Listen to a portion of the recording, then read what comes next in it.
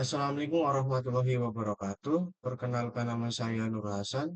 Saya akan mempresentasikan terkait dengan tugas ulangan tengah semester data analisis ya. Untuk presentasi kali ini membahas data analisis. Nah, data analisis ini apa sih? Eh, Analisis data adalah proses sistematis untuk mengolah, menginterpretasikan dan menguraikan data mentah menjadi informasi yang berguna. Dan data analitis ini merupakan salah satu elemen penting dalam bisnis yang bertujuan untuk menjawab tantangan bisnis dan meningkatkan hasil bisnis.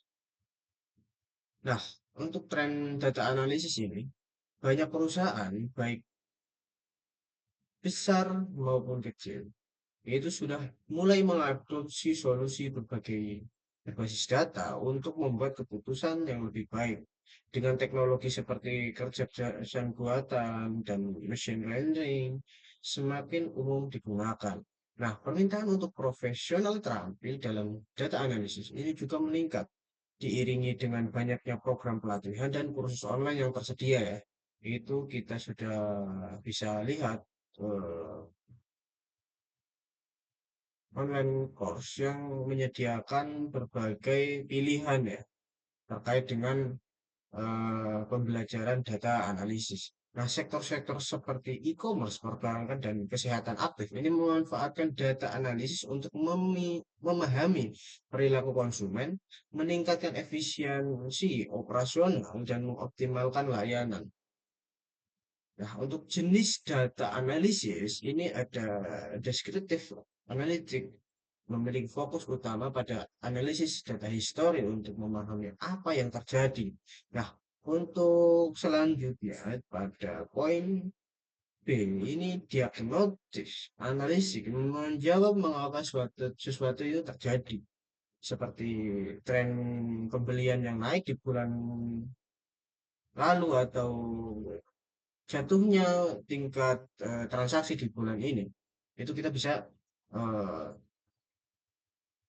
simpulkan menggunakan diagnosis analisis. Nah, prediktif analisis ini menggunakan data histori dan algoritma statik untuk memprediksi apa yang mungkin terjadi di masa depan.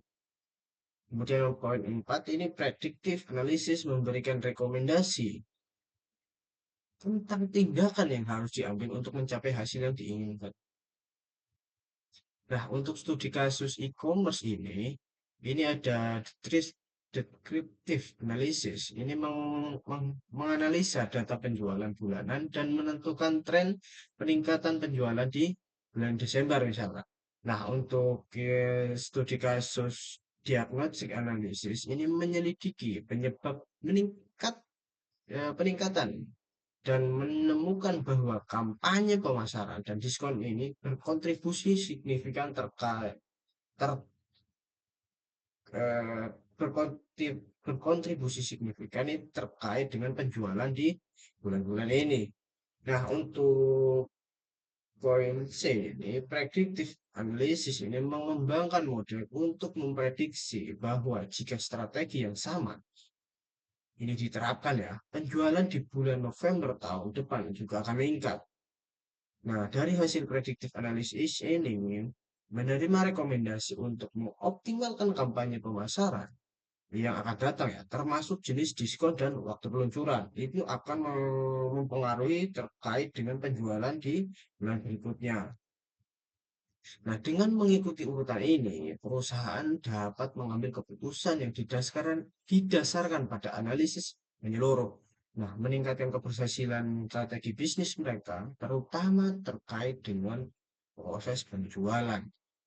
Nah, data analisis ini memiliki berbagai aktivitas dalam kesehariannya ya, antara lain pengumpulan data. Pengumpulan data dari berbagai sumber ini termasuk database, spreadsheet, dan sistem informasi lainnya seperti eh, analisis keramaian sekitar ya. Itu termasuk poin-poin yang akan kita kumpulkan. Nah, untuk pembersihan data, Ini memeriksa dan membersihkan data untuk memastikan keakuratan dan konsistensi. Untuk ini mencakup penghapusan duplikasi, perbaikan kesalahan, dan penanganan data yang hilang.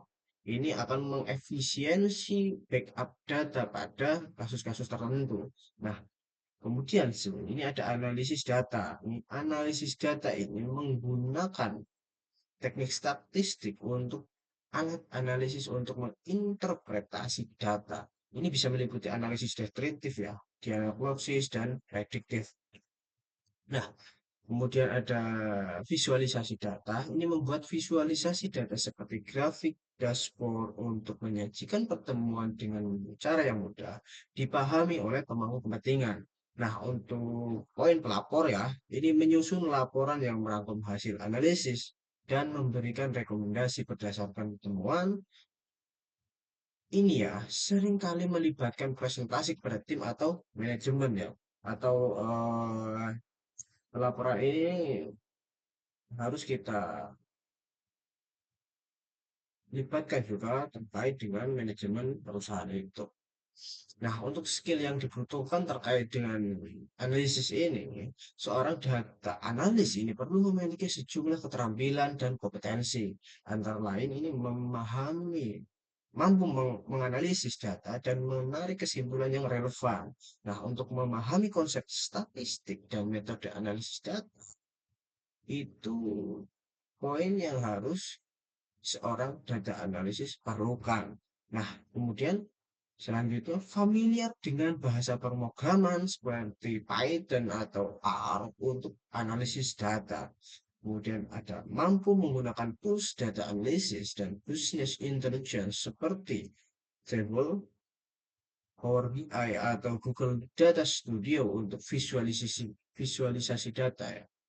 Nah, untuk selanjutnya ini mampu menyampaikan temuan analisis dengan jelas kepada pemangku kepentingan non-teknis seperti manajemen yang eh, akan memperhitungkan terkait dengan hasil data analisis yang kita buat. Nah, pemahaman kemudian ya, ada pengalaman dengan SQL atau data database lainnya untuk mengelola dan mengambil data. Ini termasuk apa namanya pengelolaan database. Ini cakupannya adalah backup data ya, terkait dengan data-data perusahaan. Nah, prospek kerja 5 tahun ke depan ya, ini prospek pekerjaan untuk data analisis ini diperkirakan akan terus meningkat ya dalam 5 tahun ke depan. Kenapa? Karena perusahaan-perusahaan baru yang berkembang dan sudah eh, berkembang dari lama ini akan memerlukan data analisis untuk eh, menilai kinerja dari perusahaan itu supaya dapat menanggulangi faktor-faktor yang mempengaruhi terkait dengan keuntungan perusahaan. Nah, faktor-faktor ini apa sih? Faktor-faktor pendukung ya. Ini seperti banyak organisasi semakin menyadari pentingnya data dalam pengambilan keputusan. Contohnya perusahaan dan bahkan birokrasi. Dengan lebih banyak perusahaan yang berfokus pada data-data driven decision making, permintaan data analisis ini akan terus bertumbuh. Nah, poin B ini proses digitalisasi yang sedang berlangsung. Ini di berbagai industri menciptakan kebutuhan akan profesionality yang mampu menganalisis dan menginterpretasi data. Nah, selanjutnya ada data pelatihan dan course yang lebih banyak tersedia akan membantu calon data analis untuk mempersiapkan diri dengan keterampilan yang dibutuhkan. Nah, dengan kemajuan dalam AI ya dan machine learning, peran data analis juga akan berkembang, memungkinkan mereka untuk terlibat dalam proses analisis yang lebih kompleks. Nah, secara keseluruhan, data analisis ini akan menjadi posisi yang relevan yang banyak dicari di masa depan. Dengan peluang karir yang baik, potensi untuk berkembang ke peran yang lebih strategis ini akan eh, sangat menguntungkan bagi para eh, fresh graduate yang baru. Ini kan ya, apa yang akan eh, terjadi di tahun-tahun ke depan terkait dengan kerjaan prospek di masa depan. Nah, data analysis and BI, data analysis and business intelligence adalah dua konsep yang sering digunakan dalam pengelolaan data, tetapi memiliki fokus dan tujuan yang berbeda. Nah, data analisis ini berfokus pada analisis mendalam terhadap data untuk mengungkap wawasan.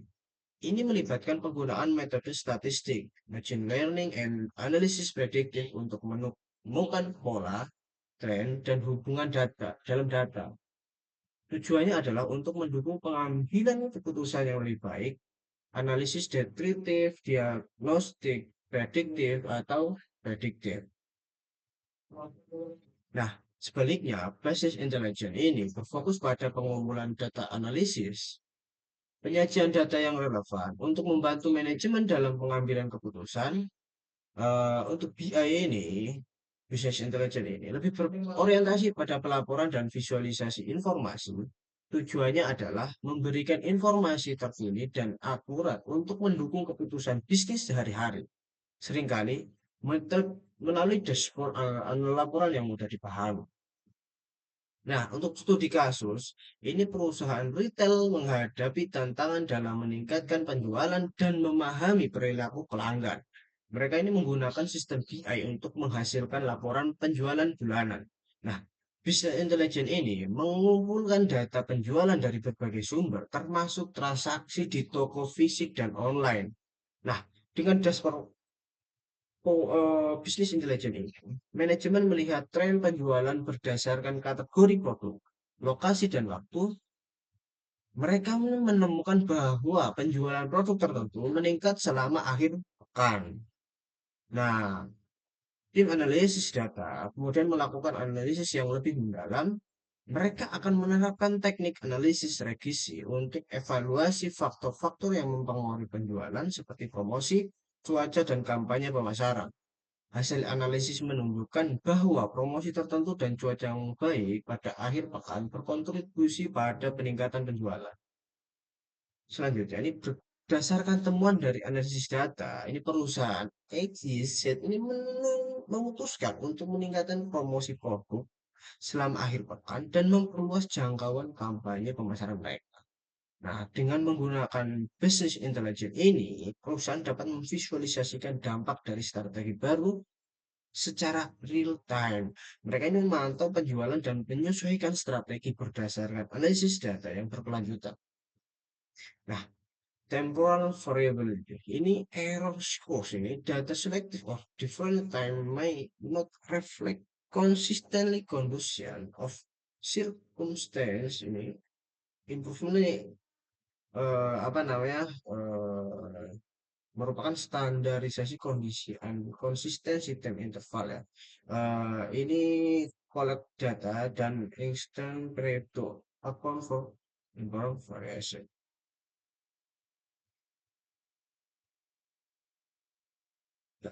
Nah, untuk konklusinya, ini dalam studi kasus ini digunakan untuk mengumpulkan dan menyajikan data penjualan. Sementara data analisis ini digunakan untuk menganalisa pola dan memberikan wawasan mendalam.